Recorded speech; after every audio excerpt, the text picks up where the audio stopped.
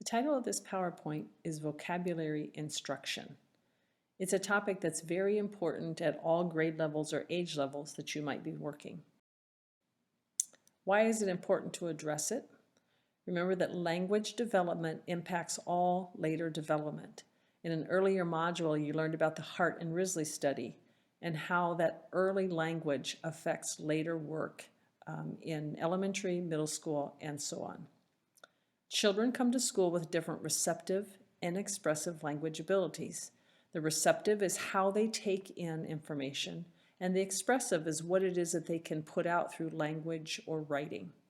These abilities impact all later literacy learning. If we look at this chart of words, it's a frequency of how many words per thousand are more those tier 2 or tier 3 words, what we might call more rare words. And if we look at the printed text first, we can see that these numbers are going to be a little bit higher. So if you're reading a scientific article, for instance, you're going to understand that there's going to be a lot more of those tier 2 and tier 3 words because those are the terms that are going to be introduced. In newspapers, in certain parts of the newspaper, you're going to see more rare words, different types of articles and the words that go with that topic. Popular magazines, we can see, are starting to drop 65 per 1,000 words, down to adult books, children's books, and preschool books. And we would expect that when we look at children's and preschooler books because there's going to be a lot more common words used there, the beginning tier 1 kinds of words that we want to introduce children to. Then if we look at the second category, television texts, we can see that the primetime adult shows are even lower and children's shows even lower than that in the types of words that are being modeled for people.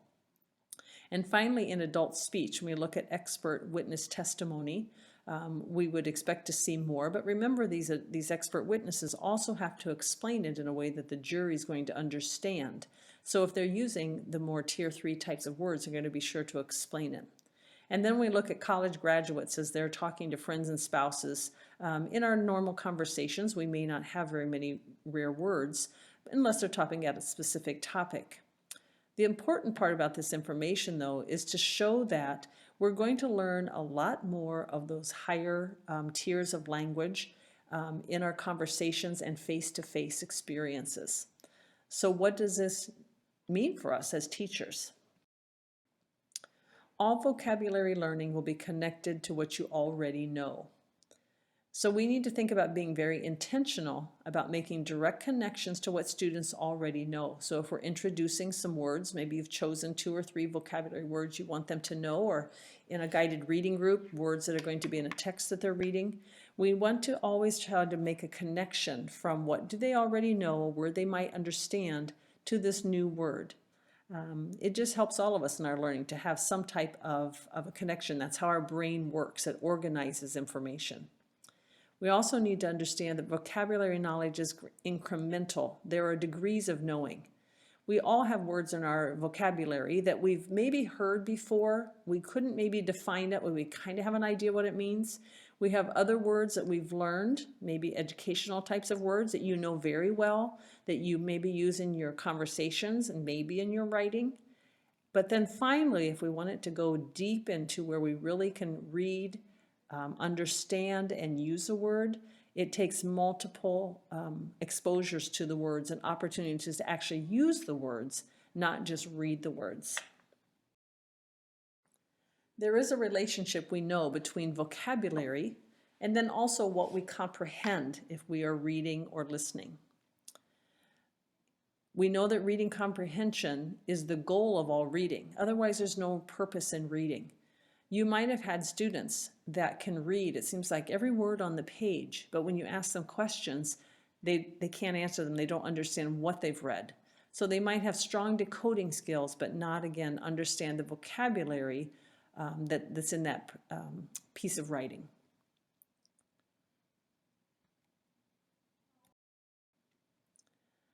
This connection between vocabulary and comprehension grows every year, and we have 4 bullet points here that we're going to look at.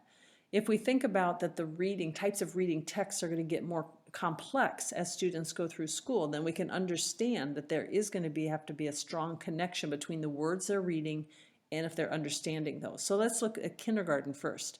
So 5-year-olds, when they're coming to school, if we assessed what their vocabulary size is at that age, we can pretty well predict how well they're going to do in comprehension in text in middle school.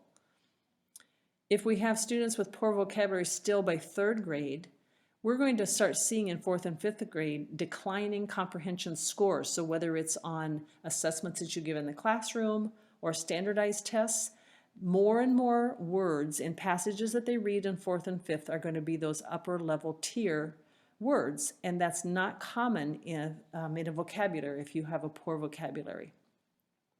A school emphasis on word identification skills, decoding, in the early grades without emphasis on books with challenging vocabulary results in poor reading comprehension in middle school. So we might teach all the words about how do we sound out words, how do we figure out words we don't know, but then we need to be sure that we're using those words in the books that we're asking them to read. They will learn a lot of words by what they are reading. Pre-instruction of words gave students a 33% greater contextual understanding.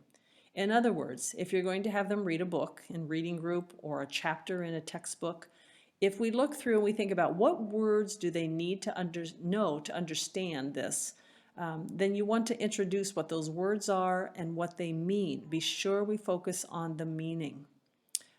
In fiction books, there are going to be probably fewer of those types of words than there are in informational types of books. Oral language abilities lead to increased word knowledge. So the words that people use in their conversations, what they are saying, can help them increase word knowledge. So if we are using, as teachers, we're using tier 2 and tier 3 words, more rare words in our oral language, it helps them to learn those new words. Word knowledge builds the size and depth of the receptive, so when they're reading, what they can understand, and also expressive. If they know more words, they can then use those words in their conversations and in their writing. Vocabulary builds reading comprehension, which impacts the volume of reading. If you don't understand what you're reading, you probably are not too excited to read more, especially if it's in a content book that they're not understanding and they have to read more chapters. The more they understand, the more likely it will be that they want to read more. Wide reading builds a larger vocabulary, which builds better comprehension, which leads to more reading. Wide reading means reading a lot of different types of genres and hearing it as well. So poetry, fiction, nonfiction, mystery, any different types of books are going to have different kinds of language and different types of vocabulary in them. Given the crucial role the vocabulary plays in all literacy areas, and the knowledge that there are so many differences in oral language experiences, what should we do then with this knowledge? Direct instruction is one way to do that. Some schools purchase vocabulary programs and they have a certain number of words that they introduce each week. Other times you can do it through reading groups. If you're working with younger students and you have guided reading groups and you're working with whatever level those readers are on, that you are directly introducing words to them and what they're going to read. If you're working with older students that maybe are not in a reading group, you're looking at the types of texts that they're going to need to read and understand for their content classes and working to introduce those words. In direct instruction, you can see that students will learn many more words that way when they are listening to teachers, listening to families, other contexts that they're in, but also when they are reading. So we can get a great number of words there. But if you have students who are not doing a lot of reading, we need to be especially intentional about doing the direct instruction. The teacher still plays a role in indirect in creating experiences, choosing books, encouraging students to read different types of books so that they can learn from some exposure. You need to have both instruction and context, but context provides many more word meanings. So if we're teaching it, they need to also understand how to use that. When do we use that kind of word? What about younger learners? Let's focus on those a little bit. It could be younger in age, or it might just be people who are new to language or new to English. Hint number 1. To increase primary students' knowledge of the meanings of sophisticated words, or what we also call those tier 2 and 3 words, strategically use read-alouds and your conversations. So this would mean that we choose books that are going to have very descriptive kinds of words. I think about the book The Napping House, and it's about people falling asleep, but they don't just use falling asleep. They use dozing, snoring, many different types of words, so they're being exposed to different kinds of words. So choose carefully. And in your own conversations, work to use more complex language. You can explain those words, but the more they hear them and how they are used, it will help students to start to use those as well. Focus on developing the students' interest in words by growing their knowledge of tier 2 and 3. You can make it really fun. So whether you are saying, okay, here's our word of the week, and see if you can go home and use this word with your families, or having them use it if they're doing some writing, or make some riddles or some jokes, some fun ways that they can incorporate those words that makes it interesting for them. And why do we need to work on those sophisticated words, those tier 2 and 3? Because again, they likely get the tier 1 words without direct instruction. They're picking those up in conversations. Even our English learners are going to be doing that, or our children with special needs. Concentrate on those rare and precise words that they don't necessarily pick up from social conversations. Here are some things you need to think about as the teachers. Choose appropriate words for instruction. So if your school does not have a vocabulary program, think about words that they really need to know often. So for instance, to just choose the word metamorphosis, but they're not studying about metamorphosis at that point, there really isn't a good reason, because they're not going to see it often or use it. So think about what words are they seeing, either whether it's in their context books, or if they're going to see it in books that you've chosen for them to read in guided reading. Choose words they're going to see and use. Vary your instruction according to the kinds of words. So maybe they fit in certain categories. So you could say, well, these are all words that have to do with nature, or these are all words that have to do with math or with science, etc. Introduce them in different ways.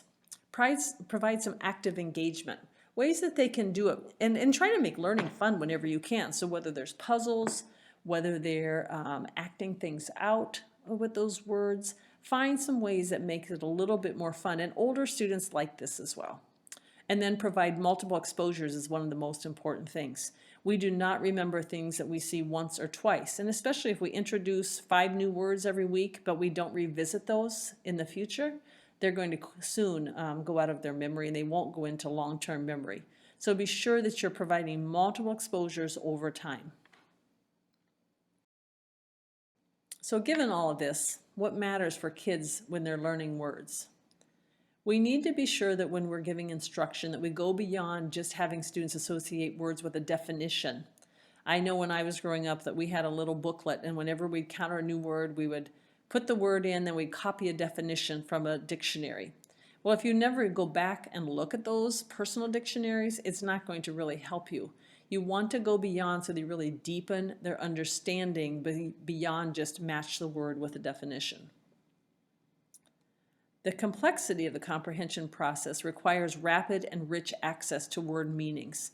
So as you are reading, you need to understand words as you're coming. You don't want to have to stop and have to think about each word and what it means. So we need to have those word meanings so that they have been exposed enough that they really generally have a good understanding of what those mean. So how do you get that rapid and rich access? You need to provide the learners active engagement, which we talked about earlier, connections, again, between new words and words that they may already know, synonyms, for example, or antonyms, so it means it's similar to this or it's the opposite of that. Giving them frequent exposures in different contexts, so use words throughout the day or throughout a class period rather than just at the moment that you're introducing it to them. And here we see some of the sources for those. Some methods that you can use is teaching words in the context of read-alouds, and older students enjoy being read to as well. Sometimes we might think, well, they'll think it's babyish, but usually they enjoy that break and they're taking it in, especially if you're reading aloud in a very expressive voice. Sometimes we can do a lot of oral instruction so that they're hearing the words. This is, again, very helpful for English learners or maybe children with special needs so that they're hearing the words as well as seeing them in print. Rich interactive activities, not just busy work, but things that can be meaningful to them. And then whenever we can associate a picture with it where they're sorting things, maybe again you're looking at sorting words into categories. So we have words of things that you might find in a kitchen, or words that might, things you might find outside. When they can match pictures and the words, it's helpful. And then verbal tasks too, where they're working with things with the words. Following are going to be some ideas of just some ways that you can make it a little bit more fun. So for instance, we know that pictures we say can be worth 1,000 words. Let's look at this picture of this dog. Okay, Rex did everything he could to avoid canned dog food. Okay, does that help you to understand what avoid means? If we can see that he's going to the point that he's going to cook his own food, that means he doesn't like it. Rex's hapless owner had forgotten to buy dog food again. Okay, they can get, again, a little bit feeling of what does that word mean because of the context it is in and if they look at the picture. Okay, some other examples of teaching vocabulary. We need these components. Create the meaningful context. Develop word meaning. We've talked about the meaning, but be sure that you use student-friendly explanations. Provided in multiple contexts. Let students interact with the word meaning. And then again, lots of exposures. Here is a few other things. I know some of these are repetitive, but remember we talked about giving multiple exposures. Think about the words reluctant and ponder. Think about how would you define those two words yourself? So if you were going to introduce these to students. Okay, let's think about being reluctant. Often students have heard that word and they're maybe not sure how to define it, but these examples could help. So you say to them, I will say some things, and if you think you would be reluctant to do it, say reluctant. If not, say not reluctant. Let's look at an example. How would you feel about holding a tarantula spider? Okay, you're going to have some students say reluctant and some not, and it's fine to have them explain why they responded the way they did. How would you feel about petting a kitten? A kitten, reluctant? Not reluctant. How about jumping out of a tall tree? Okay, we can also think about some action introduce words. Again, another way to be engaged. Think about the word reluctant. If I told you that it was time for gym class, but you were reluctant to go, what would you look like? Act like you are feeling reluctant to go to gym. Okay, so even if they enjoy gym class, this is a way that they can use their bodies and their expressions to really put the meaning into that word. Let's try another. You can ask questions and give reasons. Why might a person be reluctant to eat a new food? When they can talk about it, they find that also encouraging. Show me how a reluctant broccoli eater would look. Or what would be some reasons why someone would be reluctant to eat a lobster? Okay, let's look at ponder next. Think about the word ponder. If you were pondering something, what would you look like? Act like you are pondering something. The technique is to ask some yes and no questions. I have some sentences that make sense and some that don't make sense. You decide. If you think it makes sense, say yes. If you think it doesn't make sense, say no. Okay, here's an example. When anyone asks my name, I have to ponder. So think about, do you have to think about that or ponder it or not? Jan was reluctant to go outside when it was stormy. Does that make sense that if it's going to be a tornado or a lot of lightning, would you want to go outside or not? Okay, some other activities that you could try are word association games where you say a word and they talk about the first word that comes to mind. Book reading, we've talked about that, choosing books with lots of different types of vocabulary words. Semantic gradients, this is where you take two words that are opposites, write one on one side of the paper, one on the other side. So for instance, hot and cold, and then you think about words that could fit in between those two words. So moving, for instance, from hot down until something is finally cold. So you might have to help them with words that could fit in there and do some brainstorming. So for instance, cool, chilly, tepid, warm, scalding, and they would place those on the line so that we can see how we can use them. It helps to just improve different descriptive kinds of words, especially when they're doing some writing. Word sorts. I talked about that a little bit earlier. We talked about different categories. For instance, we have word sorts and word categories that kind of go together. And that's where you're giving them some words on a list or on little cards that they're sorting to go in certain ways by their meaning or by the category that they might fall in. Next, we have eponyms. Eponyms are words that have a story behind where they came from. So for instance, the word sandwich. The word sandwich came from, there was a man named the Earl of Sandwich, and he was a man who liked to play cards a lot. In fact, he was so addicted to playing cards that he did not like to stop to eat.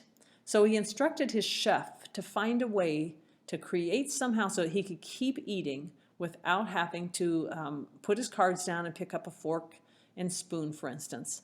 And so the chef came up with what we know as a sandwich, where the food, the messier types of food, is encased in the sides of bread, a bun or something like that, so he could still touch it without getting his cards messy. And then the final is studying morphology, the different parts of words. You'll see that especially in upper elementary, middle school, and high school. So if they're learning the words like psychology, ideology, for instance, if they start to learn what that ology means, it can help them figure out the meaning of word. We do the same thing with younger students when we teach about prefixes and suffixes. How do those change the meaning of a word?